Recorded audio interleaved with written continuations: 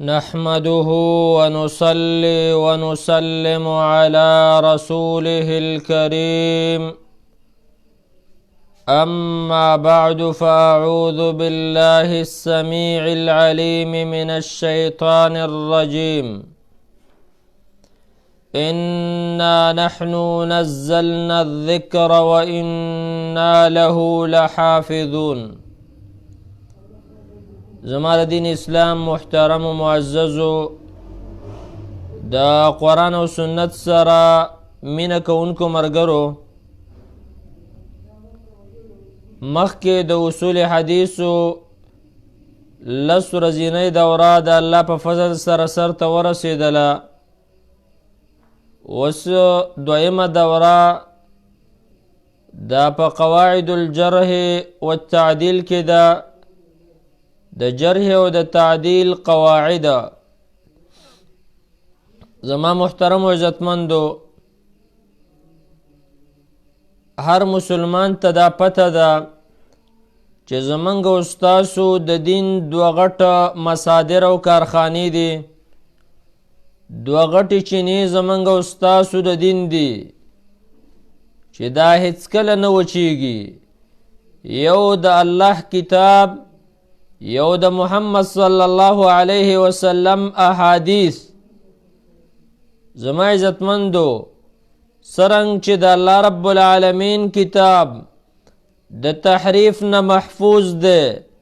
د الله کتاب د تغییر نه محفوظ ده.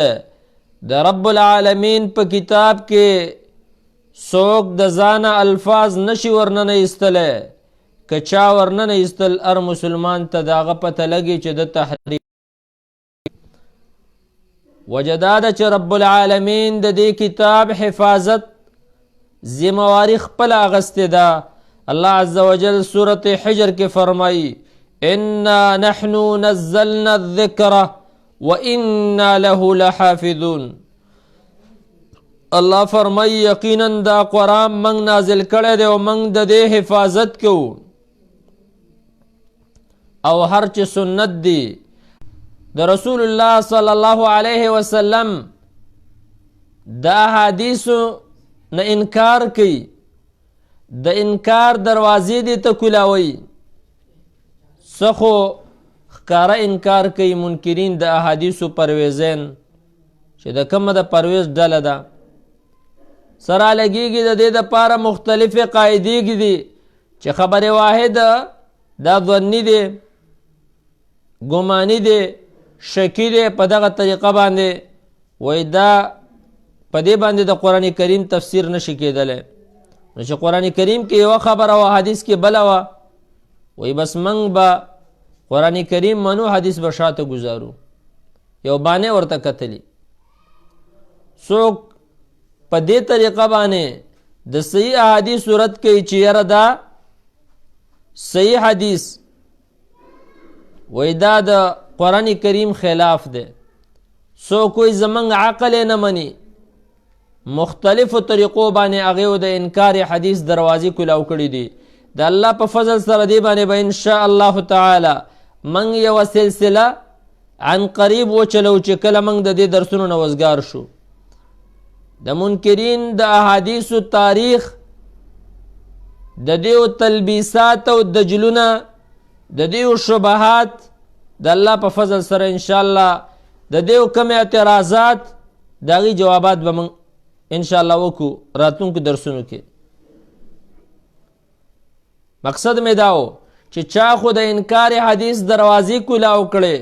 او څوک را لګېدلی موضوع منګړه ته 2 نمبر خبرې چې هغه احادیث نه دي، خلکو ته د حدیث په نوم باندې ښکاره کوي چې یاره دا حدیث دی. حالانکه رسول الله صلی الله علیه وسلم فرمایلی دی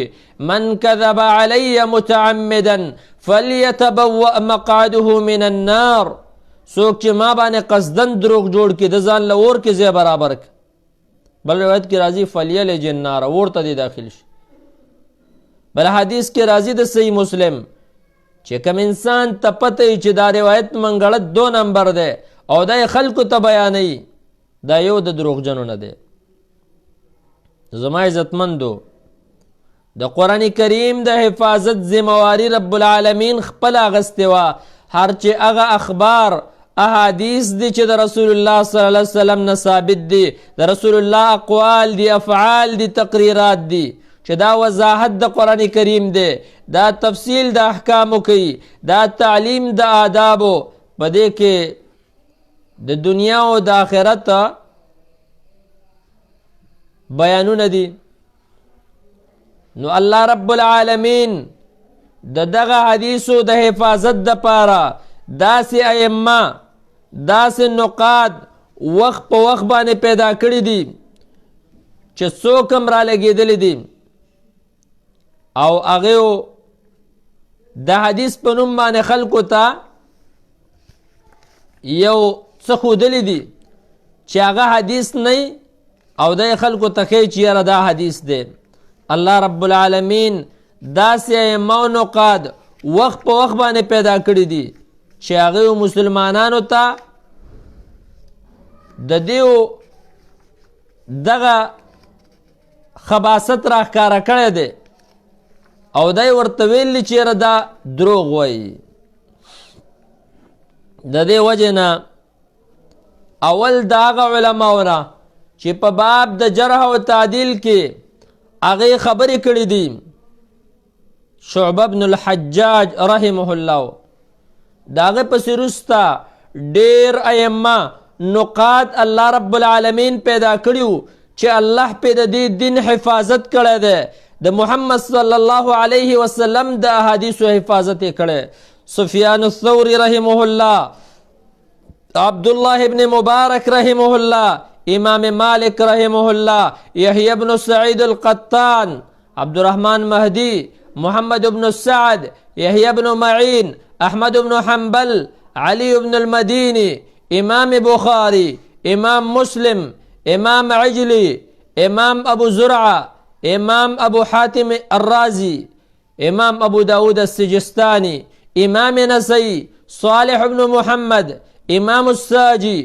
امام ابن ابی حاتم، ابن حبان رحمه اللہ، دارنگا ابو احمد بن عدی صاحب الكامل، ابو عبداللہ الحاکم، ابو احمد الحاکم، امام دارقطنی، امام ابن حزم، امام خطیب البغدادی، امام ابن ماکولہ، ابو سعد السمعانی، ابن عساکر، ابن الجوزی، عبد الغنی المقدسی، ابو الحسن بن القطان، ابن الدبیسی، امام مزی، امام ذهبی، دارنگ امام مغلطائی، حافظ زین الدین العراقی، حافظ ابن حجر الاسقلانی، امام سخاوی. الله رب العالمین وخت په وخت باندې داسې علما او محدثین پیدا کړي دي چې د هغې په وجه باندې رب العالمین د احادیثو حفاظت کړی دی. هارون الرشید هغه وضاع ته ویلي چې کله د هغه نه سر پرې کوو، وایي په دې مه خوشحالېږه چې ته دا وې چې یاره ما ستاسو دین کې 4,000 حدیث د حدیث په نوم باندې نه ایستلي دي او هغه ستاسو دین کې نشته. وایي الله رب العالمین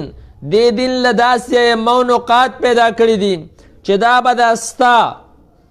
منګړت او 2 نمبر خبرې داسې راوباسي د دې صحیح حدیثونو نه لکه زنانه چې وړه واغږي او د هغې نه ویښته راوباسي. زما محترم و عزتمندو علماو دې باب کې ډېر ځان په عذاب کړی دی. دا وګوره یو څو کتابونه زه ستاسو مخې ته وړاندې کوم. دا وګوره تقریب التهذیب د حافظ ابن حجر رحمه الله کتاب دی چې دا خلاصه ده د تهذیب التهذیب. دلته تاسو ته د کتب سته دا 6 کتابونه چې دي چې دا زموږ مخې ته پراته دي، بخاری، مسلم، ابو داود، ترمیزی، نسائی، ابن ماجه دې روات ذکر کړي دي. دارنګه د دې نه وروسته که ته تفصیل غواړې چې زه تفصیل ته ورشم د دې دپاره به دې کتاب ته ورځې چې دا تهذیب الکمال فی اسماء الرجال دارنګه د دې نه اخوا که ته دا غواړې چې زه د دې شپږو کتابونو نه په غیر نورو کتابونو ته ورشم نو بیا به ته راشې د میزان الاعتدال ته د امام ذهبي شمس الدین ابو عبدالله الذهبي رحمه الله کتاب دی میزان الاعتدال که میزان الاعتدال کې اختصاری د دې نه اخوا به ورشي لسان المیزان ته دا وګوره علماو په دې کې دومره ځان په عذاب کړی دی لسان المیزان دارنګ د دې سره سره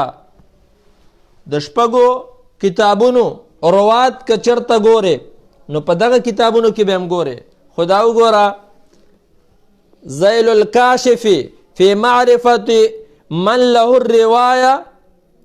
فی الکتب السته دی کتاب ته به ورشي چې دا د امام الحافظ ابي زرعه احمد بن عبد الرحیم العراقی رحمه الله کتاب دی او بیا په دې کې استدراکات داغه چې د ذهبي رحمه الله نه کم په تهذیب الکمال او تهذیب التهذیب کې پاتې دي نو د په دې کتاب کې دام راوړي دي زما عزتمندو دا کم راویان چې د دین احادیث نقل دي دا ټول کتابونه راګیر کړي دي مقصد مې دا و چې الله رب العالمین وخت په وخت باندې داسې علما داسې ائمه پیدا کړي دي چې هغه د حدیثو حفاظت کړي د ضعاف او منګړتو نه صحیح او ضعیف حدیث هغه جدا کړي دي دیو حراس الارض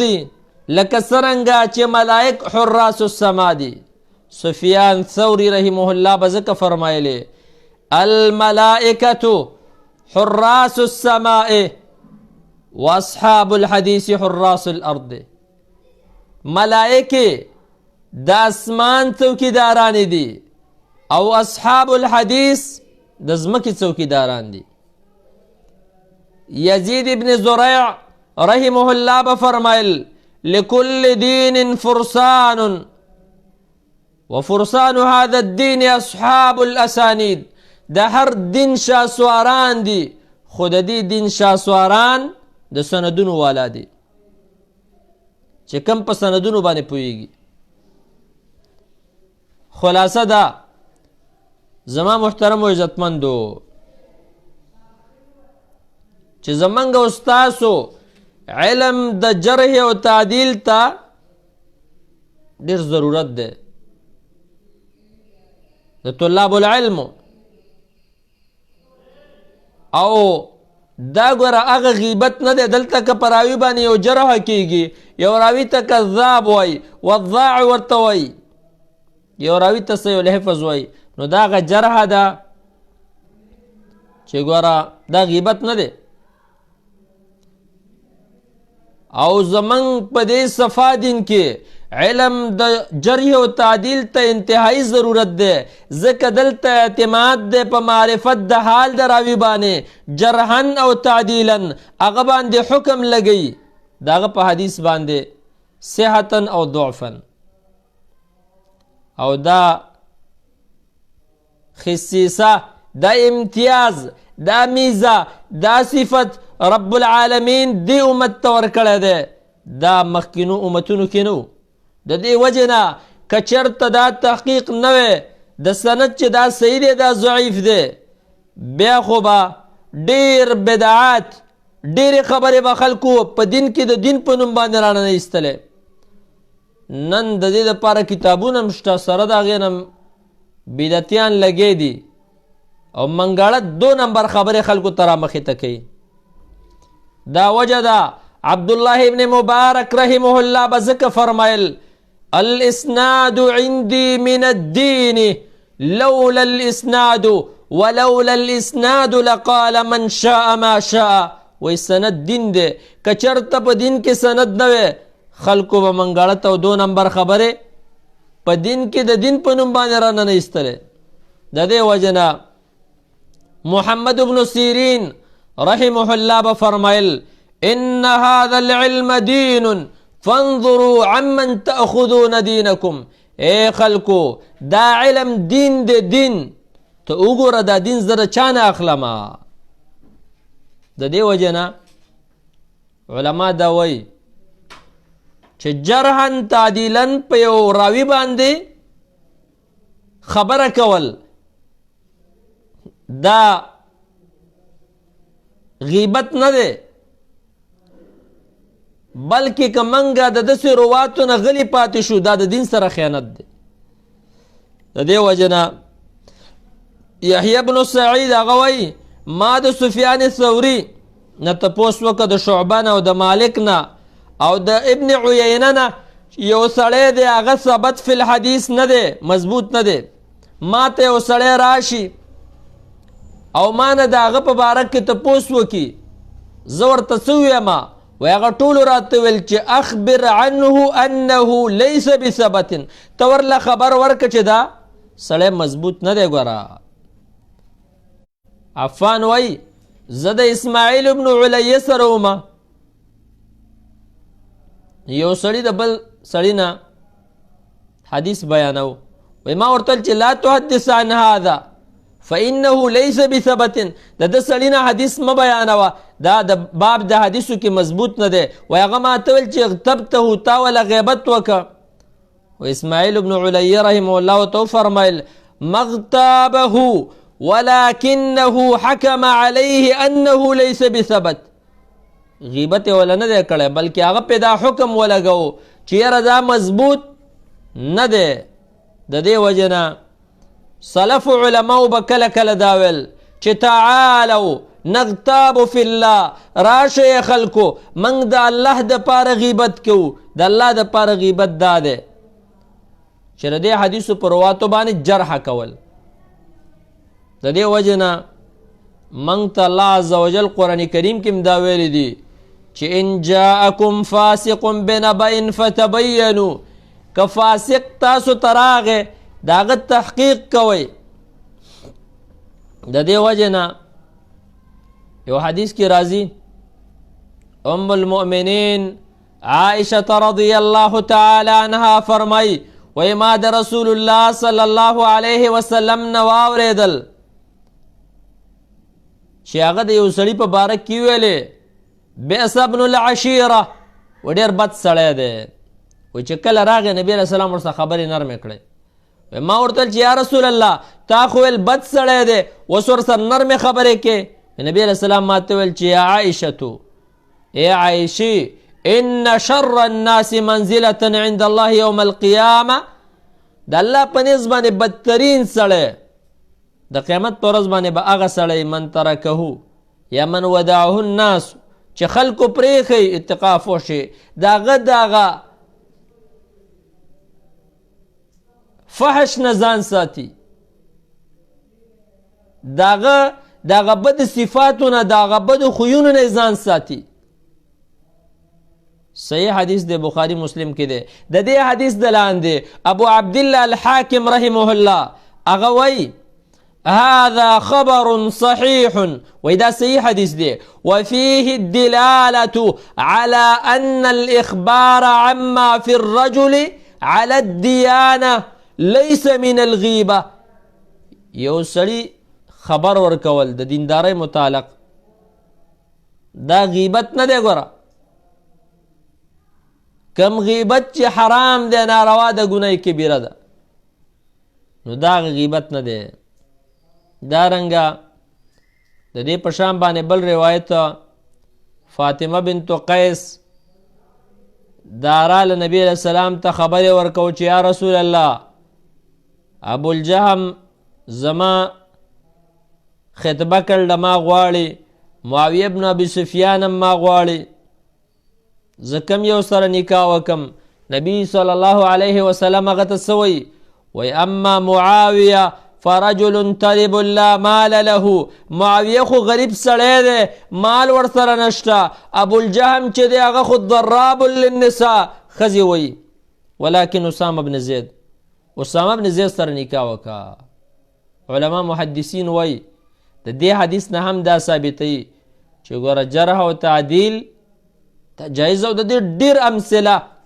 د دې ډېر دلایل په قرآن او سنت کې شته. د دې وجې نه دا ډېر حضرات موږ باندې دا اعتراض کوي.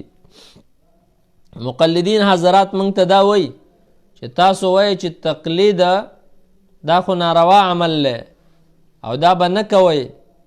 او موږ باندې ردونه کوئ، نو موږ ته وایي تاسو ولې تقلید کوئ؟ په باب د جرح او تعدیل کې خو تاسو هم روان استئ د امام ذهبي او د حافظ ابن حجر پسې او د عراقي پسې دا کتابونه. موږ د الله بندگانو علم د جرح او تعدیل دا خو د قرآن سنت نه ثابت دی. دا خو موږ ته رب دا ویلي ان جاکم فاسق بنبأ فتبینوا، او دا چې تا ته خبره کوي مشاهده ته بیانوي. مشاهده دلیل دی ښه، تقلید خو بې دلیله خبرې ته ویلی کېږي. خدا حضرات متاسفانه کله کله والله اعلم څه چل پې وشي. بله ورځ ایو دا وایي ما ته په دې باندې دلیل راوړی چې دا قرآن د الله کتاب دی، او د قرآن په حجیت باندې ما ته دلیل راوړی، او د حدیثو په حجیت دلیل راوړی، خو د قرآن او حدیث نه بیا راته نه پیش کوئ. داسې قرآني ته ګوره ښه. دا اوس دماغ چې کله خراب شي که نه بیا به سړی دقه شانې ګډې وډې خبرې کوي. وی د قرآن حدیث نه به راته دلایل نه پیش کوئ، ځکه وی دا مصادره علی المطلوب به لازمیږي، او دا خو دور دی، او ګوره بیا خو تسلسل راځي، او دا خو باطل دی. او دا چې کله لرې تللی بیا هغه ځای نه دا وایه الله دې نږدې چېرته زموږ د اهلحدیثو یو عالم سره مه کېنوه چې بیا تا ته مصادره علی المطلوب در وښیي، چې بیا تا ته تسلسل در وښیي. دا خو چې به ځان له ناست وې ښه د زړه د خلاص یې ویوه څه چې ویلی شي. مقصد زموږ دا دی زما عزتمندو چې د جرح او تعدیل علم دا د قرآن سنت نه مستنبت دی. جرح او تعدیل د دې علم تعریف علما داسې کوي هو علم يبحث في أحوال الرواة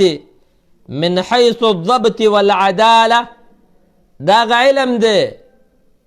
چې دا بحث کوي په احوالو د رواتو کې، د راویانو په حالاتو باندې بحث کوي. زما عزتمندو اسې مثال به درته پیش کم. دا وګوره سنن ابي داود دی، نو سنن ابي داود کې تا یو سند راواړو. دا وی امام ابو داود وبه قال حدثنا مسلم بن ابراهيم قال حدثنا هشام وشعبة وأبان عن قتادة عن أنس بن مالك أن النبي صلى الله عليه وسلم قال الطفل في المسجد خطية وكفارته أن يواريه. لاړې تو کل جماعت کی گناه ده او کفاره ده د بیا پټه. اوس ګوره د دې حدیث راوینو ته ګوره مسلم ابن ابراهیم دی، حشام دی، شعبه ابان، قتاده دی، انس ابن مالک دی. تو اوس دا راویان چې ګورې نو په دې کې به ته دې کتابونو ترجو کې چې یو ذیل الکاشف دی، لسان المیزان دی، میزان الاعتدال دی، دارنگ تقریب التهذیب دی، تهذیب التهذیب دی، تهذیب الکمال دی. دې ته په دې کې رجوع کېدلی شي. نو ګوره احوال د رواتو د دې نه بحث کوي دا څنګه من حیث الضبط والعداله، د حیثیت د ضبط او د عدالت نه مخکې منګه دې باندې وضاحت کړی و چې ضبط څه ته ویلی کېږي. ضبط دې ته وایي ان یحفظ الراوی الحدیث من شیخه، چې راوی حدیث د شیخ نه یاد کی، ویعیه ځان پې پویه کی، بحیث اذا حدث به عنه حدث به کما سمعه. داسې بیانوي به لکه څرنګه چې د شیخ نه اورېدلی. دې ته ویلی کېږي ضبط.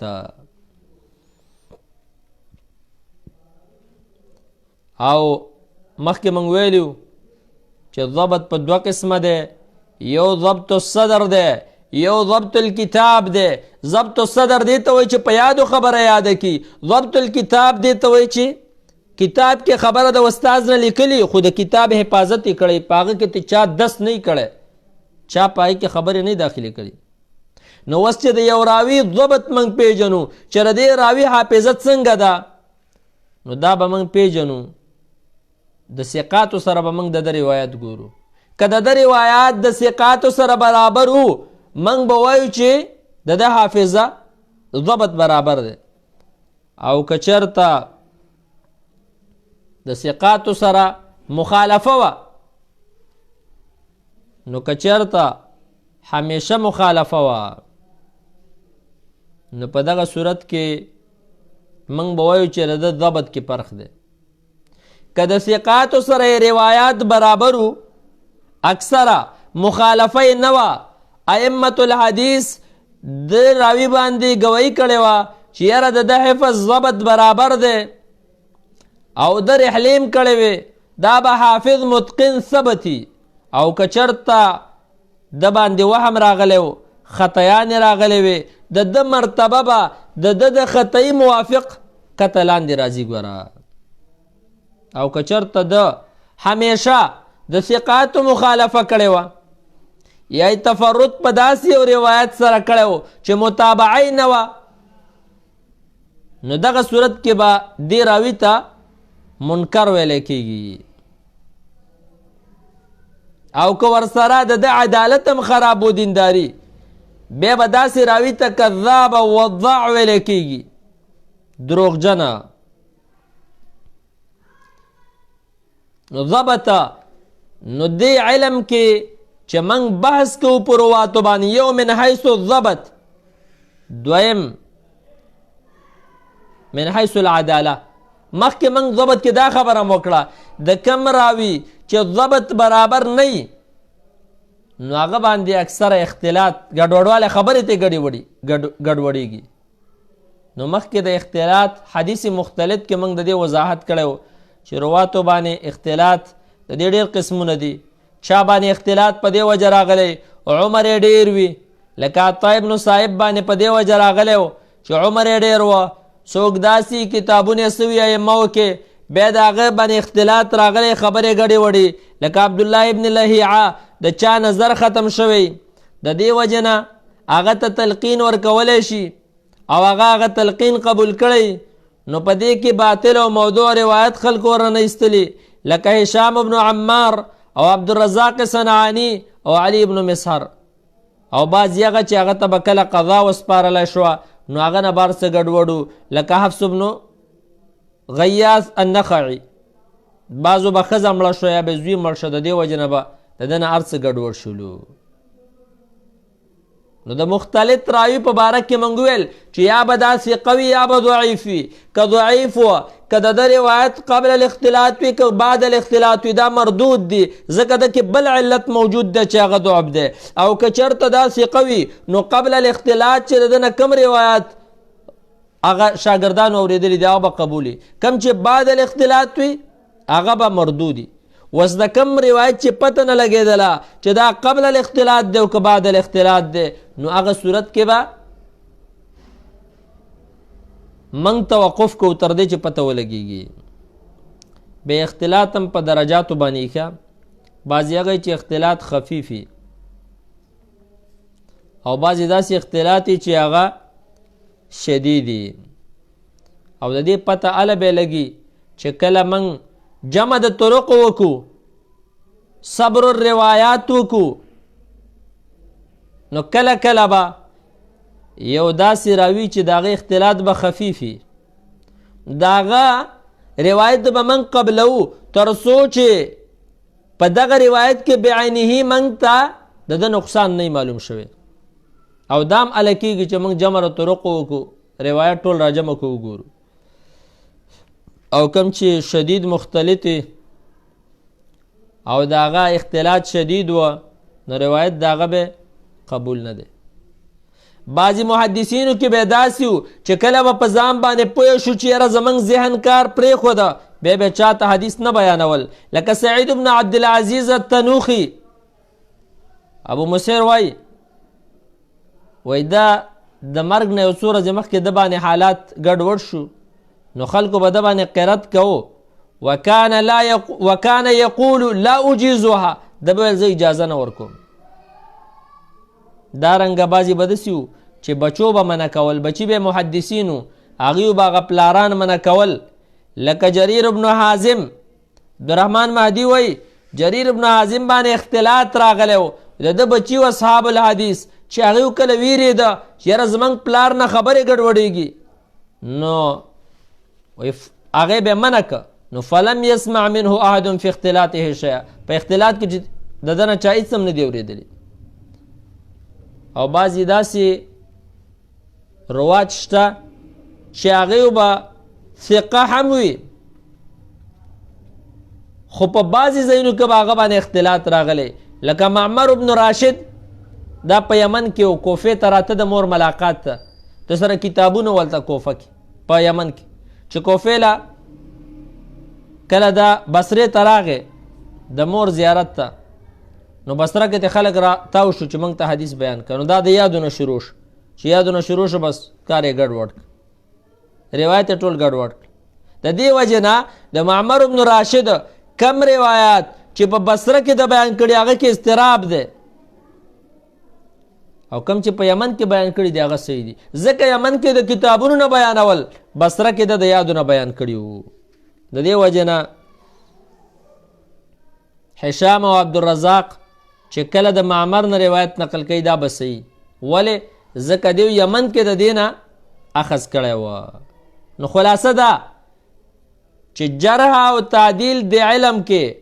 پر رواتو باندې بحث کیږي یو من حیث الضبط دویم من حیث العداله من حیث العداله مخکې مونږ ویلې چې عدالت د یوه ملکه ده هي الملكة التي تحمل المرء على ملازمة التقوى والمروءة واجتناب الأعمال السيئة من شرك أو فسق أو بدعة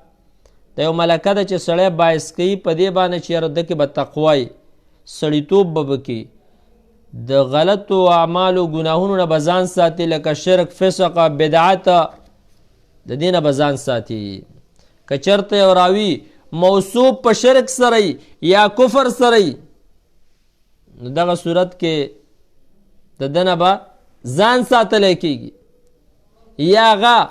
متهم په دروغو سره او دروغ یې ویل یا وضع د احادیثو یې ځانه کوله یا سرقه د احادیثو یې کوله غلای په حدیثو کې کوله نو دغه شانتې راوي دا به ضعیفي او ورسره دا راوي به د بدعاتو نه پاکي ګوره د دې وجه نه په دې کې د علماو اختلاف دی چې د مبتدع روایت د دې څه حکم دی د بدعتي د روایت څه حکم دی نو د بدعتي روایت علی الاطلاق دا ردم نه دی او علی الاطلاق دا قبول هم نه دی چې ان شاء الله تعالی وروسته به دې باندې موږ وضاحت وکړو چې د مبتدع روایت دا چې قبلیږي په یو څو شرطونو باندې اول دا چې د ده بدعت به بدعت مکفره نه وي بدعت مکفره هغې ته وایي چې هغه سړی به د دین نه وباسي مخرج عن المله دویم دا به دروغ حلال نه ګڼي دا بدعتي دریم نمبر کې دا به رأس په بدعاتو کې نه وي مشر به د بدعتیانو نه وي څلورم داعي د بدعاتو به نه وي پنځم د ده په دغه روایت کې به د ده د مذهب تقویه نه وي هله به د بدعتي روایت به قبلېدلی شي که د دې شرطونو نه چېرته یو پکې نه وي نو د داسې بدعتي روایت هغه به هم رد کېدلی شي ځکه دا هم یو قسم عیب دی په باب د عدالت کې نو خلاصه ده چې علم د جرح او تعدیل دا د رواتو نه باس کوي من حیث الضبط والعداله د دې ضبط او عدالت ګوري ان شاء الله تعالی د جرح او د تعدیل متعلقه څه قواعد به د الله په فضل سره موږ ستاسو مخې ته د یو څو ورځو کې وړاندې کړو ان شاء الله تعالی او بیا به په دې علم کې چې کوم کتابونه دي د هغې متعلق لږ وضاحت ان شاء الله تعالی هغه به درته وکړو او د هغې سره د جرح او د تعدیل د مکتبي بیان به وکړو چې یو طالب العلم غواړي چې زه د علم کې مهارت حاصل کم باید هغه کم کتابونه دی له پیدا کړي. وصلی الله وسلم علی نبینا محمد صلی الله علیه وسلم.